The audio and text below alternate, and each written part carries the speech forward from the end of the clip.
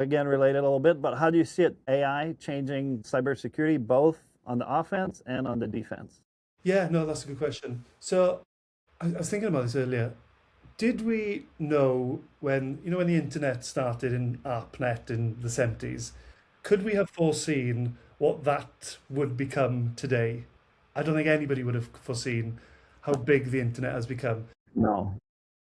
It Can was the we? information super highway back then, and if you spent if you spent too much more than an hour on your computer, people would say you're addicted. Exactly. Do you remember that? Yeah, oh, absolutely. And, we're Yeah. interacting with the internet and we don't even realize we're doing it. So I do wonder whether in the medium to long term, it's just going to be, we can't even imagine what's going to happen, is probably how I would say it. In the short, I think I said earlier, I think we overestimate what's going to happen in the short term and underestimate what's going to happen in the long term. I think that's true here.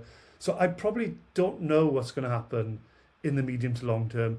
But when you add AI, cryptocurrency, the big hyperscalers, everything is there for everything to change as we know it. I don't know what that's going to look like. So in terms of cybersecurity, I think it's lowered the bar for attacks.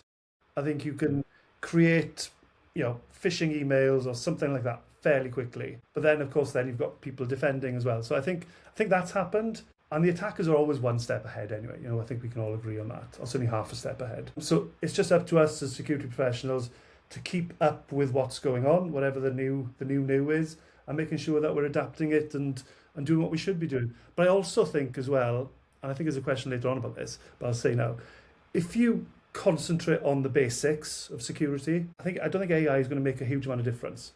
If you've got good defense in depth, like you might get one box might get popped, but if the impact is tiny, you'll probably be okay.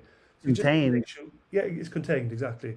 So if you've got your basics, good housekeeping, good asset management, all that stuff that we talk about, I think the risk is probably as it is now. Yeah, I think the things are pretty much the same. They're just accelerating, Yes, essentially.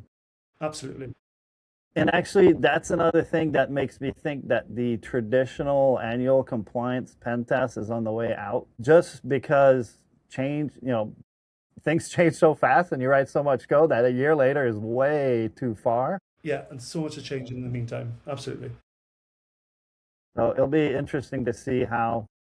I'm even thinking, initially I was thinking, well, maybe people that have legacy system, they're not using AI, maybe it's okay for them not to use AI to test their system. But then I thought, well, the bad guys are going to do it anyways. Pretty much everybody needs to at this point.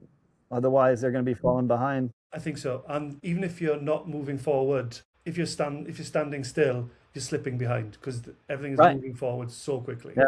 So yeah, so Yeah. you're absolutely right there on that point. Yeah. There's no such thing as staying still, right? You're either moving forward or going backwards. Exactly, exactly.